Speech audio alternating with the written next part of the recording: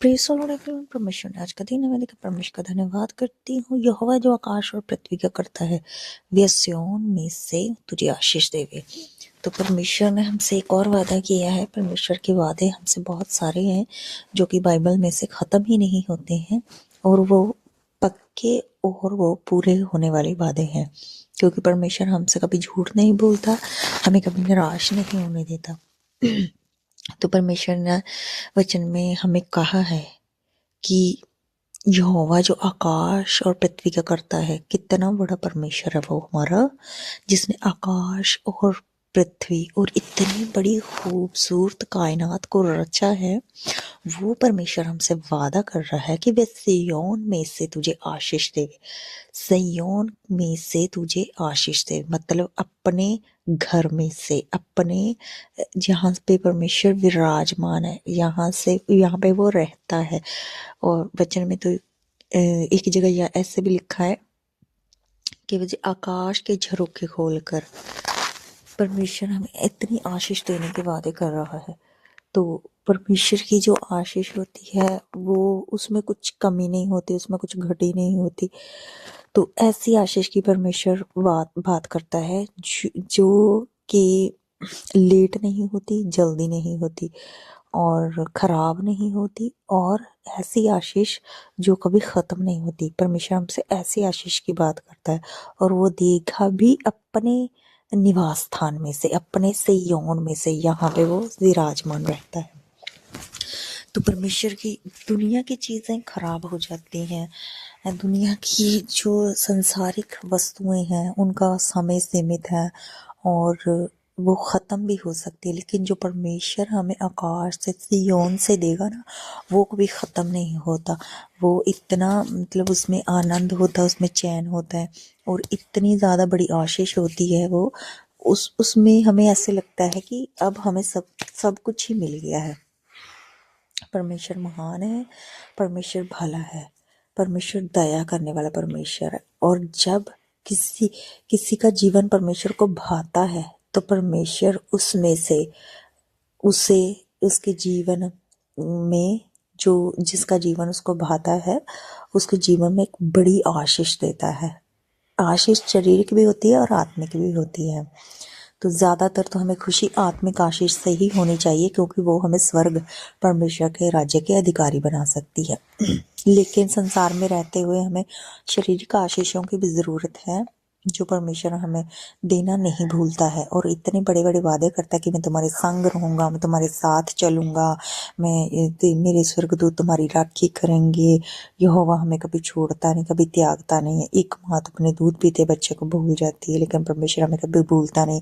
इतने बड़े बड़े वादे हमारा जिंदा खुदा करता है हमारे साथ, हमारा परमेश्वर हमारे साथ करता है। तो परमेश्वर का धन्यवाद करती हूँ इस खूबसूरत वचन के लिए, जिसमें उसने हमें आशीष देने का वादा किया है। परमेश्वर का धन्यवाद कर।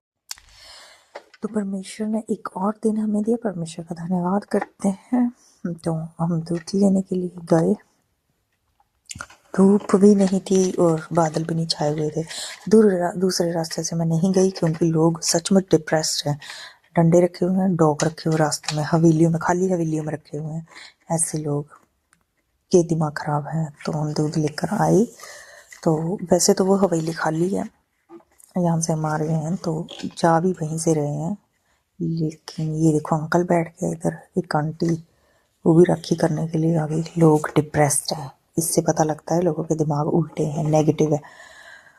तो हमें कुछ फ़र्क नहीं पड़ता है, परमेश्वर यहोवा हमारे साथ रहता है हमेशा। तो घर में आज तो काफ़ी सफाई थी, लेकिन फिर भी मुझे साफ़ तो करना था, क्लीन करना था। उसके बाद क्लीनिंग के बाद मेरी सास बोली कि आज हमें साग बनाना है, साग के लिए चलते हैं, साग तोड़ने के लिए चलते हैं। पता नहीं इन्होंने कहीं देखा था, तो मैंने कहा चलो चलते हैं। फिर रास्ते में सब्ज़ी वाले आ गए, तो मैंने कहा इनसे ले लो पालक, मेथी, धनिया, क्योंकि साग में ये सारी चीज़ें ज़रूरी होती हैं। तो फिर अदरक और टमाटर भी लिए, लेकिन उनका यूज़ कम किया जाता है, टमाटरों का तो बिल्कुल भी नहीं, मेरी सास को पसंद नहीं है। तो फिर उन्होंने सामान लिया सारा। तो रास्ते में ये आंटियाँ आ गई थी, मेरी बेटी से बात कर रही थी, तो फिर मैं सामान रखने के लिए वापस घर में गई। इनको पहले पता चल गया था, हमारे पड़ोसियों को, क्योंकि इनको काम नहीं होता ना, कुछ दीवार के साथ चिपके रहते हैं कि हम साग लेने के लिए जा रहे हैं। तो पहले ही घर से पूरी फैमिली बाहर निकल रही, पंजाबी में बोल दो तो पूरा टब्बर ही बाहर आ गया था। और ये देखो राखी करने के लिए एक इधर खड़ी है, ये कैमरा देख के इसने मुंह घुमा लिया। ये वैसे पेंच नहीं है पेंट की, देख लो, हरकतें गुंडों वाली है, देख लो। और 2 छोकरियां साथ में ली हुई है इसने। डर नहीं है इनको परमेश्वर का बिल्कुल भी, राखी के लिए पीछे पीछे जा रही हैं। यही नहीं, इनका एक है, जिसने अपनी वाइफ को रखा नहीं हुआ, दूसरों की के पीछे पड़ जाता है। दूसरों की जो होती है ना बहुएं, उनके पीछे जाता है, देखो राखी करने के लिए। ये देखो पीछे आ रहा है इधर, मैंने वीडियो बनाई है उसकी, और इधर से लेके पूरा पीछे तक गया। बेशर्म है ये पूरा टब्बर। ये देखो मैं लड़कियों के फेस पे लगा रही थी कुछ, कि चलो बेटियां किसी की शक्ल नहीं रिवील होनी चाहिए, और ऐसे गुंडे बदमाशों का क्या है, पीछे पीछे भागे चले आते हैं बेशर्मों की तरह। शराब इनको मेरी जेठानी के घर से पीनी है, क्योंकि मेरा जेठ फौजी है, तो वो उनको सरकारी मिलती है ना, तो वहाँ पे फ्री की ढूंढने के लिए चले जाते, खाने पीने के लिए उधर फ्री का ढूंढते हैं। ये देखो पीछे ही आ रहा है गुंडों की तरह, जैसे बेशर्म होते हैं ना लोगों की बहुओं के पीछे राखी करने के लिए छोड़ा हुआ। अपनी इनसे संभाली नहीं जाती। हमारी बंदगी इन्होंने खराब की थी, 1 साल हो गया। वहाँ पे दोनों दरानी जेठानी इतना झगड़ा किया, वीडियो नहीं बना पाई मैं उस टाइम पे। अब तो मैं इनको छोड़ूंगी नहीं। ये देखो इधर आके खड़ा हो गया, इधर ये जेठानी का घर है, तो इधर आके ये बेशर्मों की तरह इधर खड़ा हो गया। देखो, और मैंने इसकी शक्ल भी डाली, शक्ल घुमाई जा रहा था, मैंने डाल दी शक्ल इसकी। तो मैं इधर साथ में ही खेत था, तो उधर से साग तोड़ा, और मुझे तो उधर साग दिख भी नहीं रहा था, क्योंकि सारी सरों जो है पक गई थी। थोड़ी थोड़ी डंडियां थी, फिर भी बहुत टाइम लगा उनको तोड़ने के लिए। नहीं तो साग की मोटे मोटे जो होते हैं ना, गंदले होती हैं, तो उनको टाइम नहीं लगता, इनको बहुत टाइम लगा। पता नहीं क्या मेरी सास के दिमाग में ऐसा, पूरी पक्की सरों में चले गए लेकर मुझे। और मुझे वहां पे घिन आ रही थी कि इसको तोड़ना कैसे, बनाना कैसे है। ये देखो मेरी सास तो घूम घूम के तोड़ रही थी। मैं उनको बोल रही थी कि जल्दी आ जाओ भाई, बनाने के लिए भी टाइम लगना है, इसको काटना है, इसको संवारना भी पड़ेगा। तो जल्दी जल्दी में तो तोड़ रही थी, इसलिए कि क्योंकि मेरी सास को होते कि जल्दी जल्दी तोड़ो तो चलो। और इधर ये इस पशुओं का चारा लेने के लिए जा रहे थे। इधर इन्होंने बकरियां और इधर भैंसें बनी हुई थी। ये भैंसें उनकी है जो जिन्होंने अपनी हवेली में डॉग रखते हैं और आगे डंडा रखते हैं, ऐसे बिल्कुल। ये छोटा सा पप्पी था वहाँ पे, हमें बहुत प्यारा लगा। तो वैसे एक जेठानी है उधर, उनके खेत में भी मैं देखने गई थी। उनके खेत में था तो, लेकिन फिर मेरी जेठानी ने मैसेज भेजा कि उनका बेटा फौरन से आने वाला है, तो यहाँ से रहने दो तोड़ने के लिए। वैसे हमारा पूरा ही था, मैंने कहा एक बार चेक कर लेते हैं इधर। तो उन्होंने लेट मैसेज भेजा, तब तक मैंने थोड़ा सा मुट्ठी भर तोड़ लिया था। तो मुझे बुरा लगा कि उनका बेटा आएगा तो उसको तो साग चाहिए होगा ना, क्योंकि सियाल के दिन है, सर्दी के दिन है। तो फिर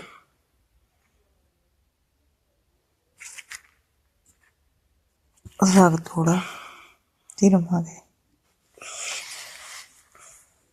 फिर मेरी सास आगे पीछे, चलो इसमें डाल लेते हैं। मैं जल्दी जल्दी तोड़ रही थी, इनकी तो इतनी बड़ी अच्छी अच्छी गंदलें थी इधर साग की, मोटी मोटी। तो हमने साग इधर से इतना नहीं तोड़ा, लेकिन मुझे पसंद था इधर से तोड़ना, क्योंकि इनकी मोटी मोटी गंदलें थी, उसको टाइम भी नहीं लग रहा था। फिर हमने इकट्ठा किया और हम चल पड़े जी घर के लिए। लेकिन मेरी जेठानी बोली कि चाय पी कर जाना, तो मैंने कहा जी बना लो। फिर हम चाय पी, और उधर ही फिर वो कहते हैं साग हम इधर ही सवार लेते हैं। तो टाइम नहीं लगा, हम तीनों ने सवार लिया। उसके बाद हम घर आए, ये उनका घर है। तो ये हम यहाँ से निकले, यहाँ पे बैठा हुआ था गुंडे का भाई इधर राखी के लिए।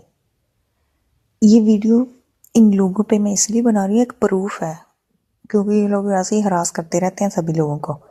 एक प्रूफ है कि इनको मैं कभी भी फंसा सकती हूँ, अगर तंग करने से नहीं हटते तो मैं कभी भी इनको फंसा सकती हूँ। ये सारी वीडियोस प्रूफ है। तो मैंने घर पे सफाई की हुई थी, लेकिन इतना टाइम लगा हमें साग काटने के लिए, फिर भी हमने, ये देखो एक इधर से आ गया था राखी करने के लिए। लोगों के दिमाग खराब है इधर तो सचमुच। चाय का भी टाइम हो गया था, चाय का टाइम हो गया था, तो मैं नीचे आई, सास मेरी बोली कि मिर्ची मैंने डंडियाँ तोड़ दी हैं तो मिर्ची ग्राइंड कर लाओ। मैंने सोचा चाय का टाइम हो गया, अदरक इलायची डाल दी चाय में, साथ साथ मैंने कहा मिर्ची ग्राइंड कर लेते हैं। तो लाइट भी थी, तो जल्दी जल्दी मैंने मिर्ची सारी मिक्सी में डाल दी, थोड़ा सा नमक डाला, थोड़ा सा पानी डाला, और फिर मैंने मिक्सी चला दी।